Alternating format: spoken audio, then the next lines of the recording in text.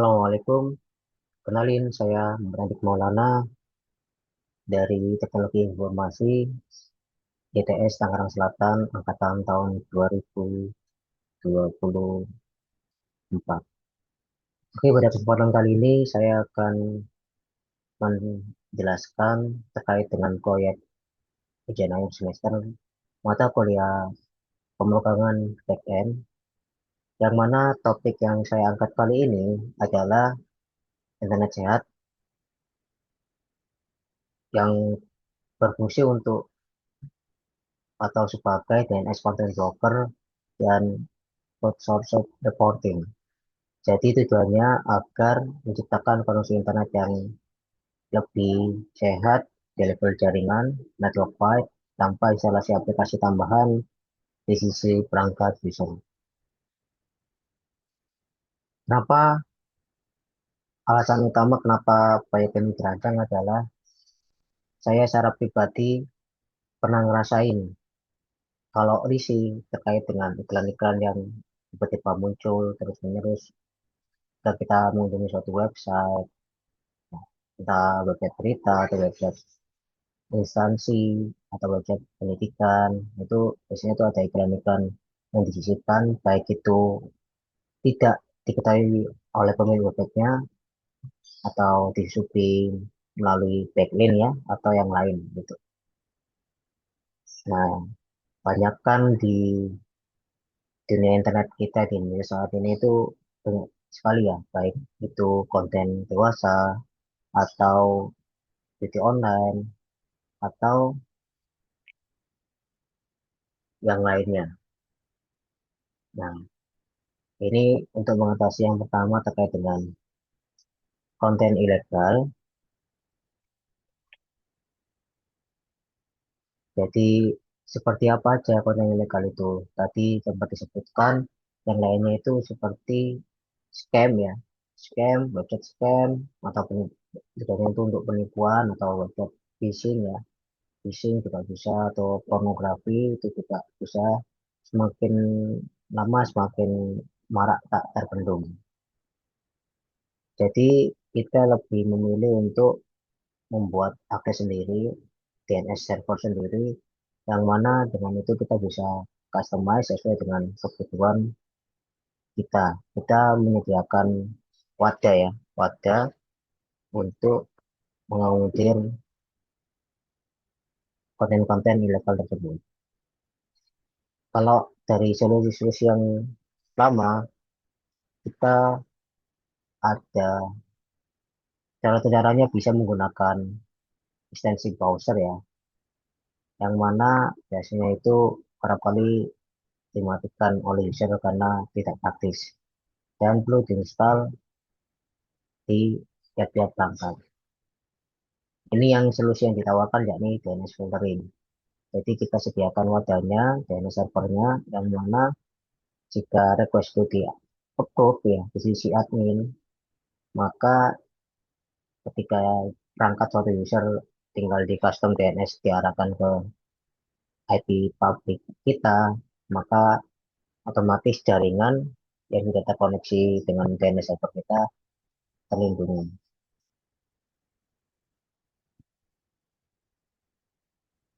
Oke, untuk dari sisi stack teknologinya, yang pertama untuk backendnya ya, murni pakai Python 3 dan Flash ya. Karena di sini kita mengambil Flash karena ringan ya, dan templatingnya baik templating maupun routingnya lebih mudah. Untuk di berikutnya terkait dengan network layernya ya. Saya merasa custom DNS server via Python socket itu yang akan memfilter query dari klien secara langsung itu lebih efektif ya, dan nggak terlalu meribetkan sisi klien. Jadi ada semacam gateway internal ya untuk merender halaman publik. Itu berikutnya terkait dengan database ya. Database-nya di sini masih menggunakan Firebase ya, berbasis SQLite 3, yang mana untuk performanya ringan, cepat, dan tanpa perlu instalasi itu database eksternal, misalkan di cloud atau yang di mana. Dan fitur andalannya yakni terkait dengan integrasi dengan WIS API untuk deteksi umur suatu domain atau ekstensi domain. Logikanya adalah jika suatu situs baru saja didaftarkan nama domainnya, domain utamanya, maka ia memiliki reputasi secara default ya. Kalau kita melihat di kacamata security itu zero trust ya. Jadi kita itu apa mencuriga atau bercuriga atau seuzon by default itu istilah simpelnya. Jadi kita itu ini tuh mirip dengan salah satu konsep yang di security itu zero trust, yang mana kita untuk menentukan satu domain itu berbahaya apa enggak lihat dari umur domainnya. Jika itu umur domainnya baru seumur jagung, maka kita di sisi WUIS JSON API-nya dia mengategorikan itu adalah berisiko tinggi. Nanti ada scoring sistemnya ya untuk ditampilkan di dashboard ini nanti akan seolah nanti akan saya tunjukkan. Jadi untuk oke terkait dengan API ya. Terus untuk yang blokisnya kita ngambil dari mana? Kita ngambil dari Aqua dan Isilis untuk blok konten dewasa, em, terus gambling, terus gambling, domain-domainnya ya, dan yang lainnya. Nah ini bisa auto update dan di backend ya juga di trigger di sisi admin portal. Oke berikutnya untuk cara setup dan deployment. Di sini karena kita mencoba untuk mendeliver aplikasi ini open source, maka kita siapkan untuk proses development atau deployment yang mudah, yakni dengan cara running atau menjalankan aplikasi script berbasis Bash ya di dalam folder deploy yang mana nama filenya adalah setup.sh. Jadi tujuannya adalah user ketika pertama kali mau implementasi ini misalkan mau dipakai untuk self hosted ya, self hosted dan server misalkan punya DNS server sendiri itu bisa dipasang ini tinggal clone aja ke repository saya atau rekan saya karena ini berkolaborasi ya saya dengan rekan saya untuk mengerjakan ini di mata kuliah pemasaran PTN.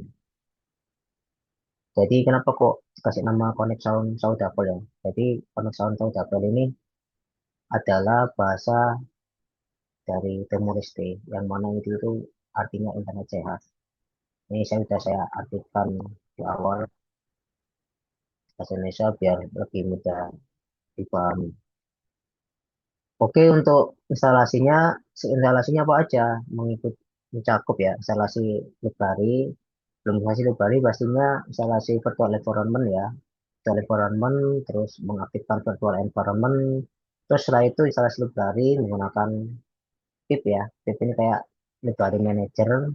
Setelah itu nanti inisialisasi database kuelet dan yang terakhir setup service ya, service yang running di atas sistem D. Jadi ada dua service yang dijalankan yakni pertama service dari DNS server, yang kedua terkait dengan service dari web aplikasi ini sendiri, web plus. Jadi kalau mau cek apakah service berjalan normal langsung saja sistem CTL status KS, KS ini singkatan ya akronim dari Connection Saudafel, KS, DNS dan juga KS.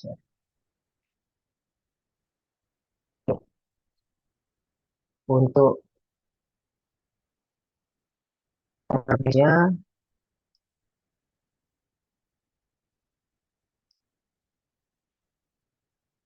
kalau melihat dari sini ribet ya. Jadi saya buat untuk tabel-tabelnya biar lebih enak untuk dibaca. Jadi di sini ada katakan ada empat ya, empat skema database. Di mana tabel pertama ini ada user, Terus tabel kedua ada kategoris, tabel ketiga ada report, tabel keempat ada DNS log. Nah, untuk yang tabel user ini tujuannya untuk handle proses manajemen user, baik itu autentikasi, otorisasi, ya, baik misalkan ada user yang mau daftar, itu nanti yang mengapprove diisi admin. Nah, ini nanti akan ditentukan role-nya sebagai admin atau user. Terus untuk berikutnya, karena ini ya, ini sekedar tambahan informasi, karena ini adalah di handle aplikasi ini, mestinya di handle nggak banyak orang, admin itu kan idealnya kan nggak terlalu banyak orang yang terlibat. Jadi untuk penyertaan role di si admin atau user, adminnya saat ini hanya untuk satu orang, dipegang oleh satu akun. Untuk usernya, kalau misalnya ada yang nanti dia otomatis di-assign ke role user. Jadi seperti itu. Untuk tabel kategoris, ini adalah terkait dengan sistem yang dilaporkan, apa website yang dilaporkan.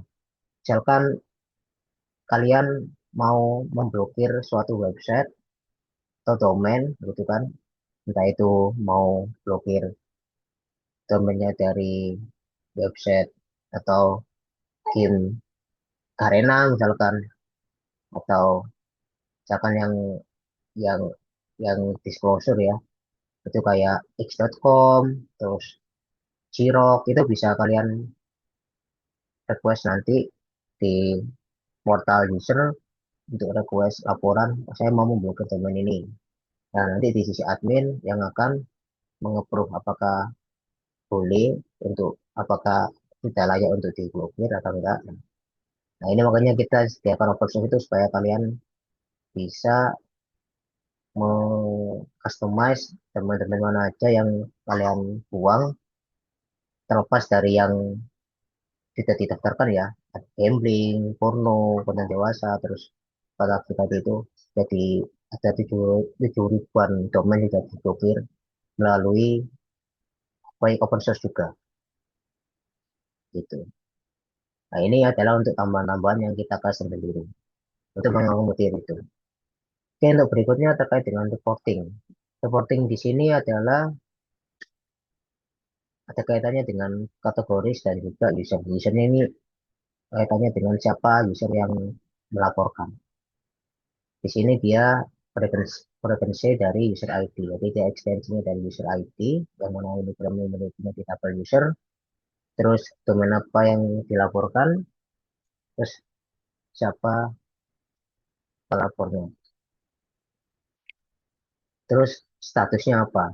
Statusnya apakah sudah di ACC atau masih belum atau masih pending approval. Oke, untuk yang terakhir terkait dengan tabel DNS log. Nah, tabel DNS log ini tujuannya untuk ketika perangkat user, entah siapapun ya, entah anak kita, istri kita, atau saudara kita, intinya siapapun yang akan connect ke jaringan rumah kita, kita bisa set di sisi modem atau router ya, kalau misalkan punya akses, kita bisa set DNS akunnya diarahkan ke DNS akun milik kita sendiri. Nah, itu nanti ketika ada request, misalkan mau ngunjungin x.com, diblokir, misalkan di approve dan diblokir, maka ketika domain main servernya diarahkan cuma ke kita aja, maka dia nanti akan nggak bisa mengakses ke website tersebut. Entah itu di redirect, ada tampilan website gagal, atau tidak bisa diakses internet saya, atau memang unreachable, diputus dari sisi DNS servernya. Berarti inti untuk bloketnya di sini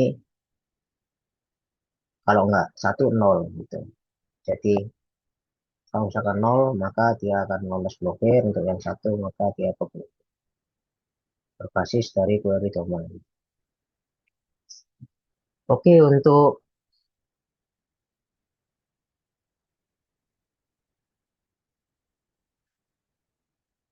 keamanan dan otorisasinya tadi tidak sempat disebutkan ya, untuk kaitannya dengan tabel database dari user, yang mana itu akan menghandle proses manajemen user, baik itu proses autentikasi, karena ini berbasis session ya, session based, autentikasi maupun otorisasi, pemberian akses atau role gitu. Untuk passwordnya di database sudah di encrypt ya, menggunakan SHA 256 dengan kombinasi sat acak ya, ukuran 16 byte dan paper statis. Jadi tujuannya itu untuk mencegah serangan rainbow table. Untuk otorisasi tadi itu, ini untuk middleware internal ya, PCB coding, bukan middleware eksternal. Jadi untuk middleware eksternal kita tidak pakai.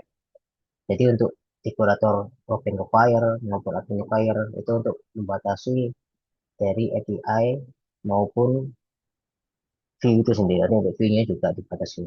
Karena biar nggak bocor harus login dulu. Jadi nanti akan ada kaitannya dengan error handling. Nanti error handlingnya itu 401 misalkan. 401 itu authentication required. Nah, tapi di harus login browser dulu gitu.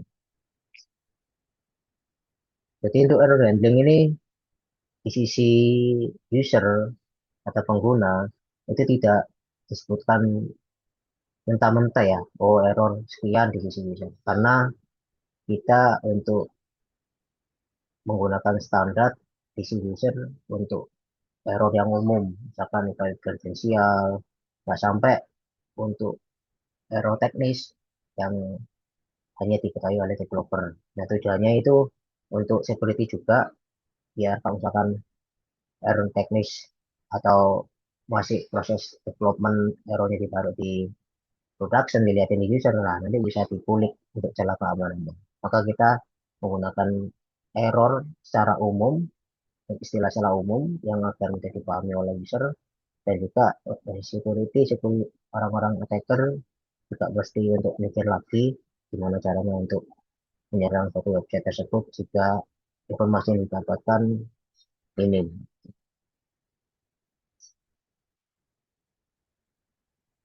Oke, ini untuk halaman loginnya. Di halaman loginnya ini yang tadi saya sempat dijelaskan terkait dengan untuk role admin hanya satu akun. Untuk pendaftaran juga bisa selama ini juga ada aplikasinya ya. Jadi kalau misalkan username tidak dipakai, maka tidak bisa didaftarkan lagi. Ini ada tersedia juga untuk dashboard analitik dan visual. Nah, ini untuk log query ya, log query yang baik itu yang sudah diinputkan ke sistem maupun yang tambahan-tambahan tadi itu ya. Jadi saya demokan ya, ini untuk sekedar tampilan untuk reporting show-nya untuk oh ini bisa apa aja gitu. Jadi nanti akan ditemukan. Misalkan nih saya mau submit report x.com di internet kita diizinkan ya. Mungkin bagi beberapa personal itu x.com tidak diperlukan. Itu bisa bisa ditambahkan untuk di DNS broker kita. Nah, itu bisa tambah kita tambahkan di approve ya, di approve. Nah, terus dari yang di atas pengajuan nanti laporan mana yang di sini nanti akan ada SOP. Nah, terus kita mau misalkan mau daftar, oh ini untuk anu ya, ini untuk melihat laporan dari domain yang ini untuk handle, ini ada kesalahan label ya. Ini bukan domain pengguna terdaftar, tapi untuk mengimplementasikan proses penghapusan. Jadi kan ada create, create to add ya, create, terus read, update, delete. Nah, yang lab itu yang kayak tadi. Kalau misalkan diajukan nanti ini disetujui nanti dia akan pindah tab. Nah, pindah tab kayak gini. Pindah tab kayak gini bisa kita pencet hapus dari blokir. Nanti hilang. Nah, gitu. Oke, kita nanti ini untuk anu ya, untuk ini repository.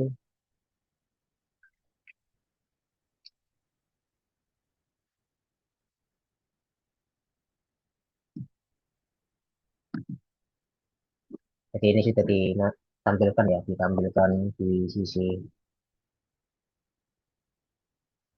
ini untuk instalasi awal ya. Kalau misalkan mau self hosted ya, mau ditampil mau di deploy di laptop sendiri. Kalau misalkan kalian punya infrastruktur tersebut, kayak gitu server, VM atau yang lain, ini harus jalan di situ ya. Kalau misalkan berbasis Docker atau container belum bisa karena ini ada service DNS server.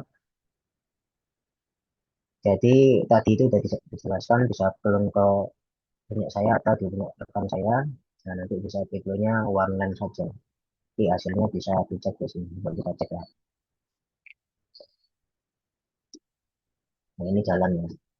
Baik itu kelasnya maupun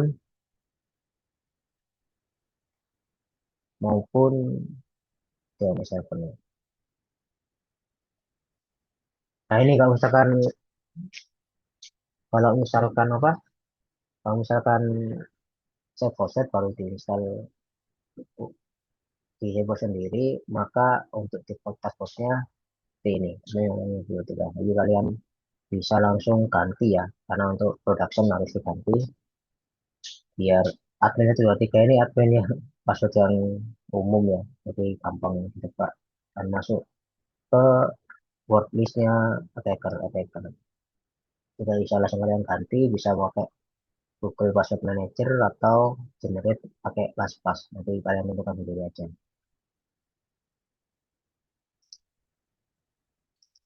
Coba pokoknya intinya jangan pakai password yang lemah.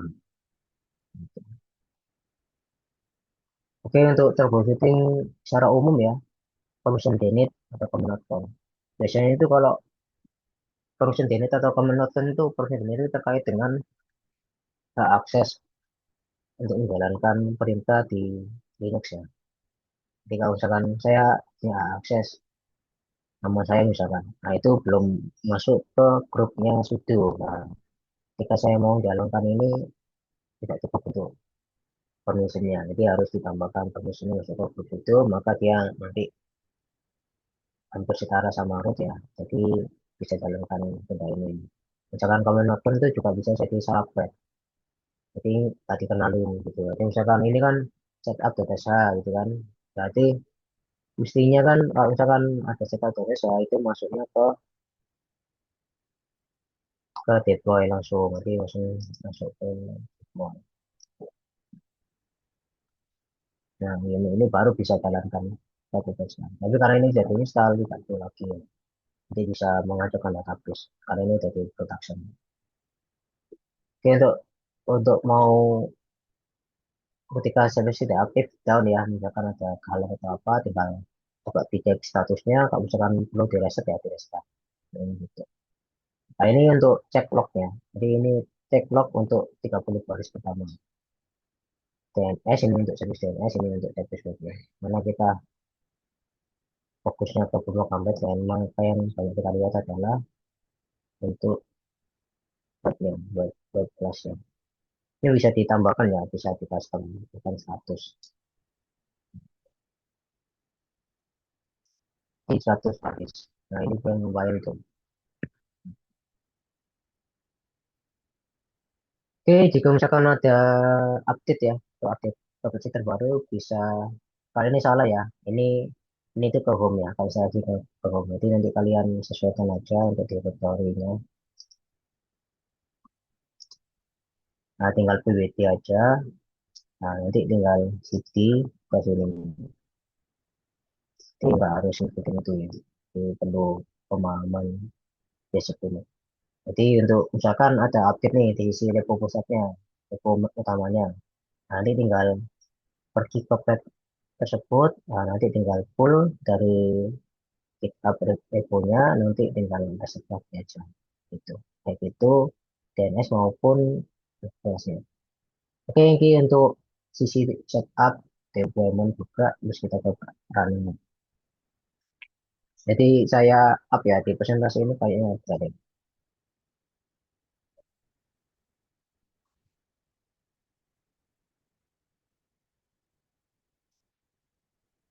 Nih,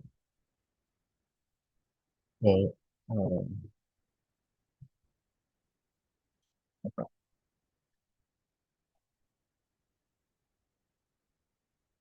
ini presentasi yang kelompok.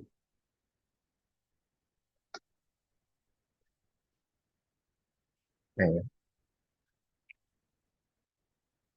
Oke, ini kok bisa jalan di sini ya? Ini perlu setup tunnel ya, tunnel Cloudflare.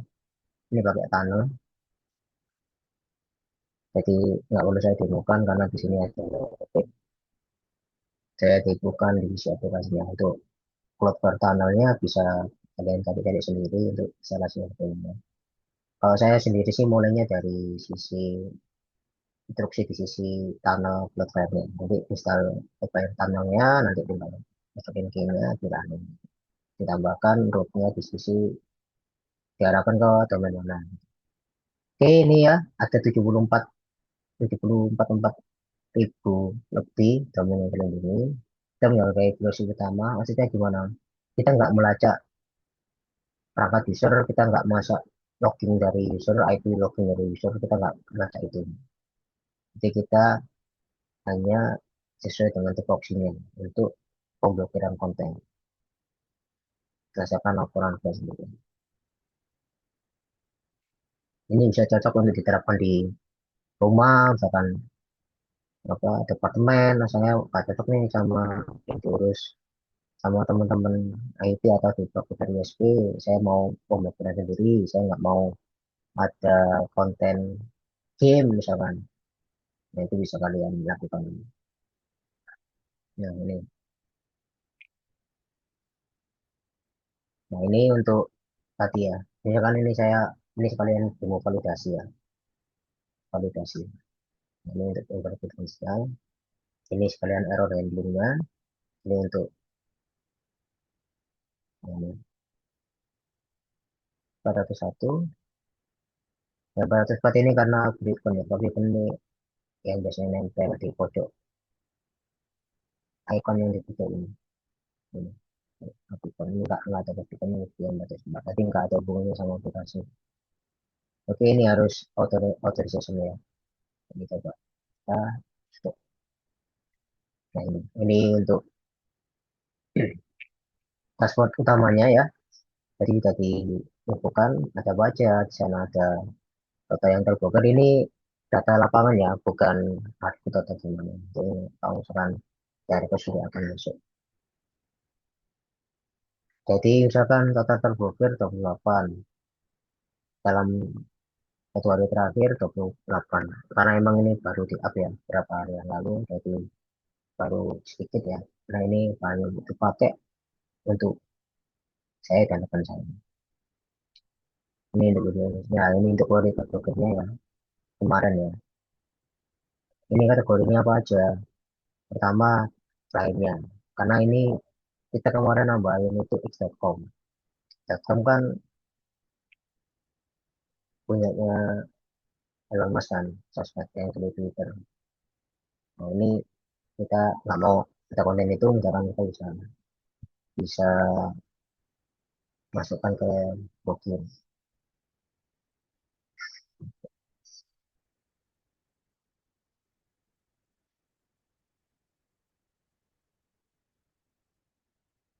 Oke,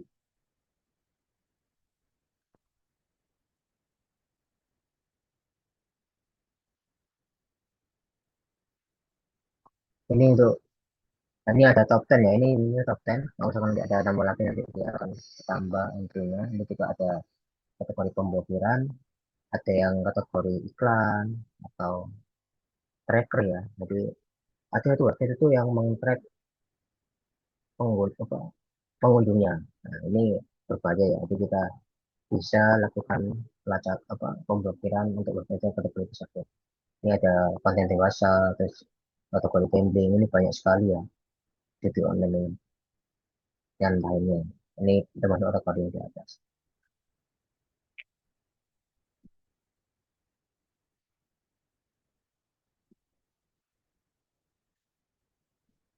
Nah, ini tadi ya. Oke, sekarang ini kenapa kok gitu? Karena ini ada fitur safety-nya dari GoPro. GoPro sih. Karena ini kan mengandung kacamata berbahaya kan untuk si kita ini. Jadi ini termasuk ini juga kita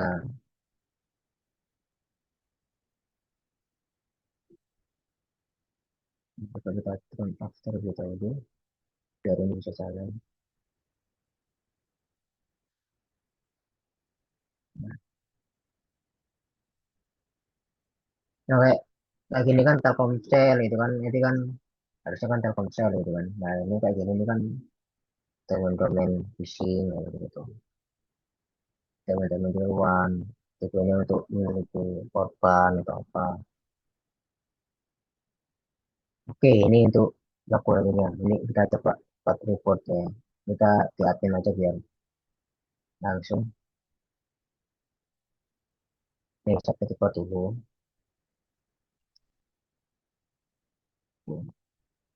Pak, misalkan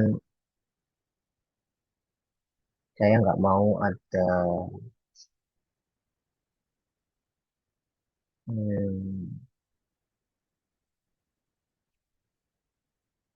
misalkan saya nggak mau anak saya ngakses Facebook misalkan. Ini bisa diisi bisa nggak ya? Ini nggak require. Nah, ini nanti sampai di sini. Nah, ini rumah report di sini. Ini bisa diaksesnya di sini. Itu. Hmm. Facebook.com. Jadi kalau misalkan mau ke hit ke sini bisa ke blokir. Coba kita cari. Terus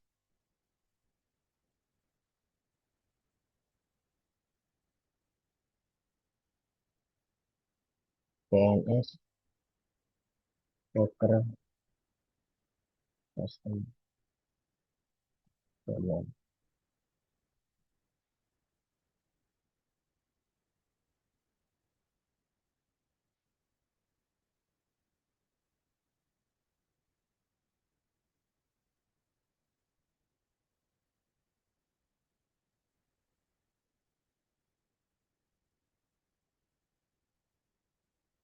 Coba kita tanya ke sub AI.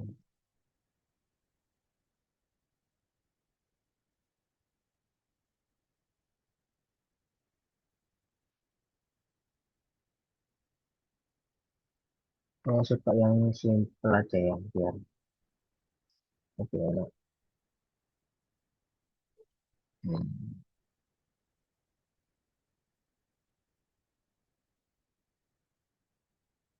Coba saya tarik dulu untuk domainnya.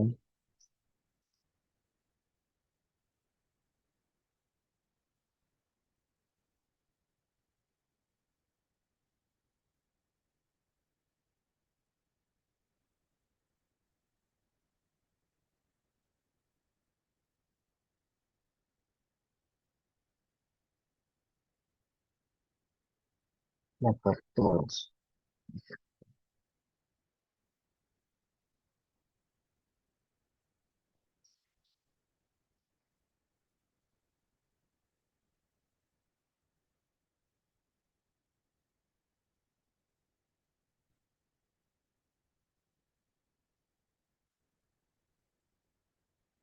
Tools. Ini saya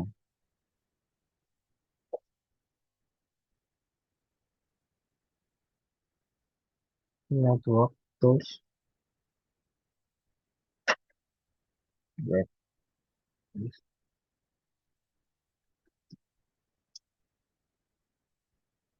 Hmm.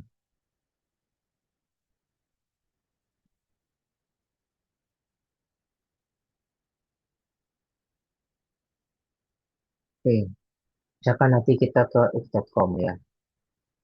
Nah, ini kita arahkan ke domain satu kita.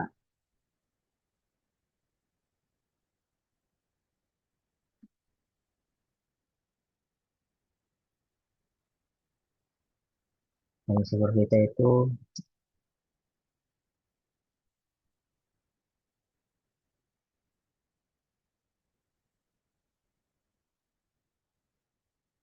IP nya ya, ini IP internalnya dari lokalnya. Nah, ini IP pabriknya yang di NAT.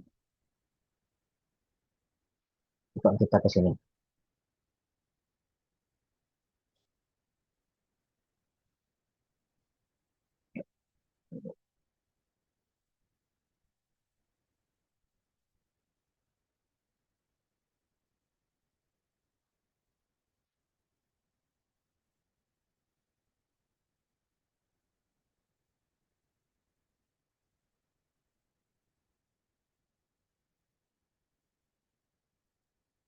Nah, timeout ya. Jadi nggak nggak ada respon dari aduan fb.com.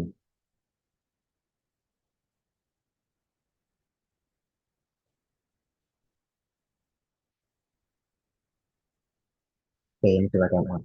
Coba kita apa misalkan detik.com gitu. Misalkan kita buat lagi untuk detik.com.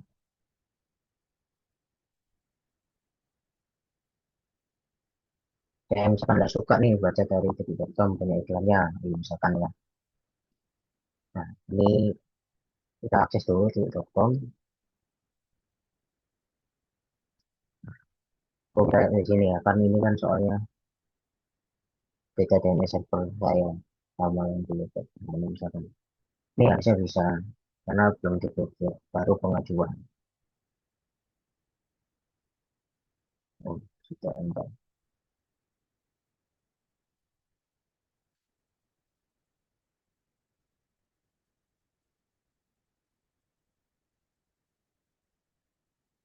Waktu sih namanya, oh, sisi minus berapa?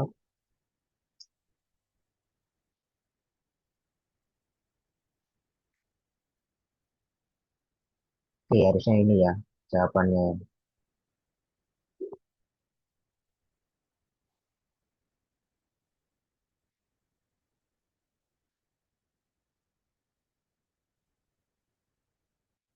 Coba kita hapus dulu.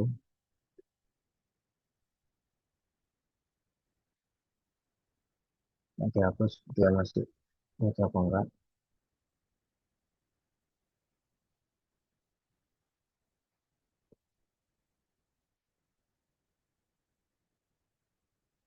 Coba dulu. Nah ini, jadi kalau di sisi internet ini kebuka ya. Ada yang jawab, misalkan diarahkan ke ini. Coba kita cek apakah masuk ke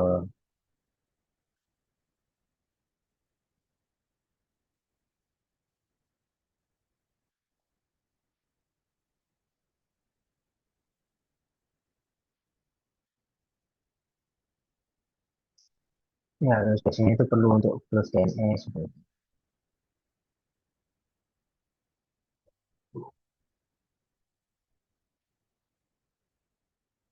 Oke, nanti kita anu lagi. Kita,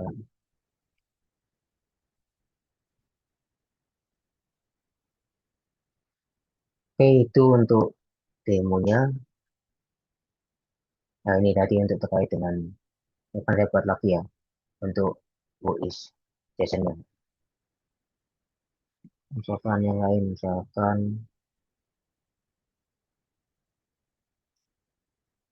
ini banyak iklannya ya.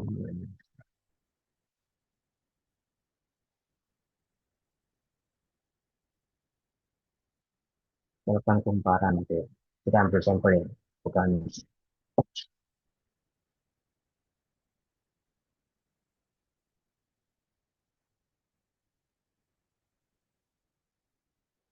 kumparan.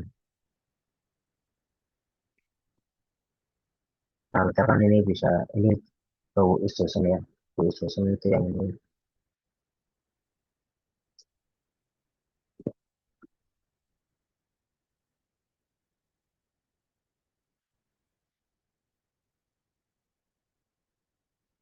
Hmm.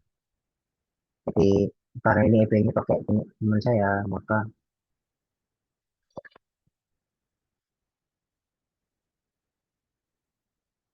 ini untuk penggunaan API-nya kosong karena ini masih pakai API dari teman saya. Atau API-nya gimana? Nah, ini tadi yang kelewat ya di setting. Nah, ini tadi ngambil dari mana? Ngambil dari hardware DNS filter, terus ini camping ngambil dari mana? Di list ini aja, di list camping, terus ini ada konten dan dari mana? Dari isi list. Gitu.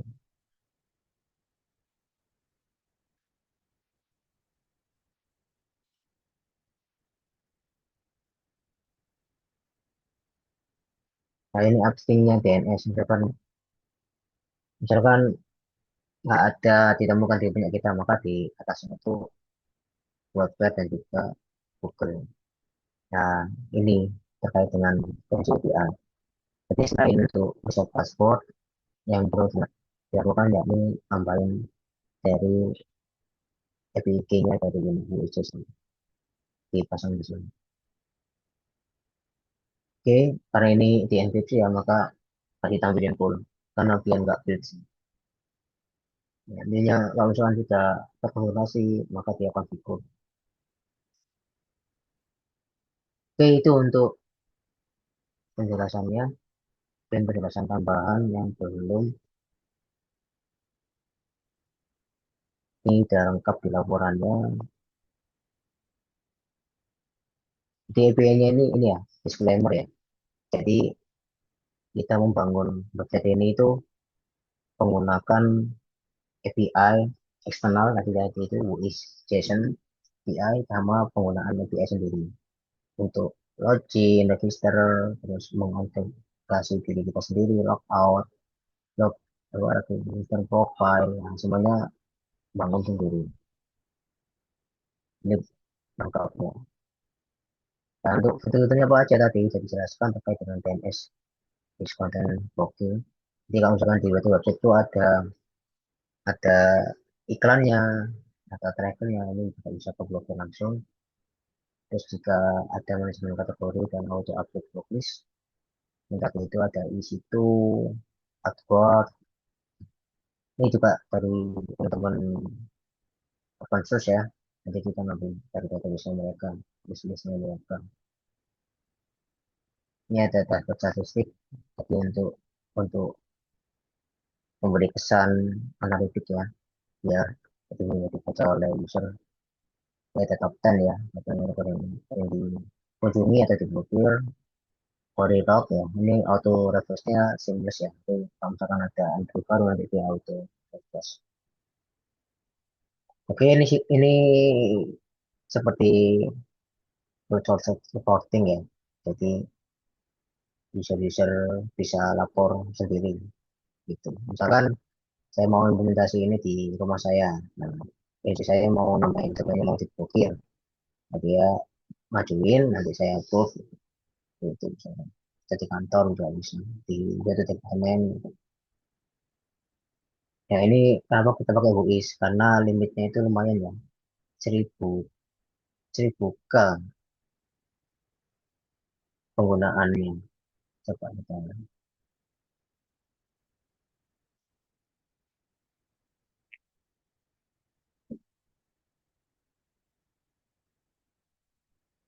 nih 1000 request tiap bulan. Jadi kita lumayan pede sih pakai ini. Nah, termasuk termasuk worth it lah untuk 1000 request per bulan.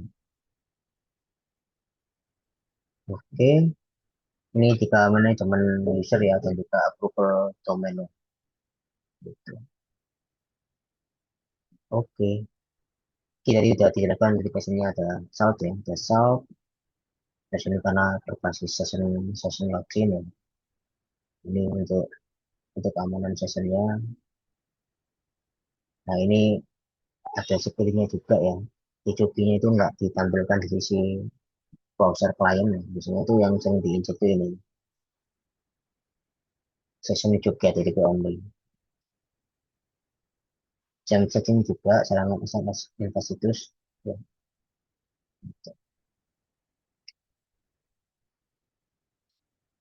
Oke.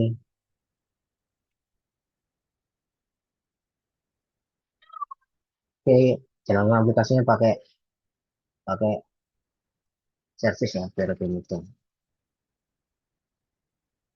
Ini untuk tipenya lokal, tapi kita seperti jelaskan cara singkatnya. Ini untuk manual ya, yang pertama tipe manual yang mengerti tentang IT bisa pakai kalau ini. Kalau misalkan nggak ngerti atau masih baru belajar, pakai yang setup Bethesda. Oke, sekian ya. Terima kasih banyak. Terima maaf. Assalamualaikum warahmatullahi wabarakatuh.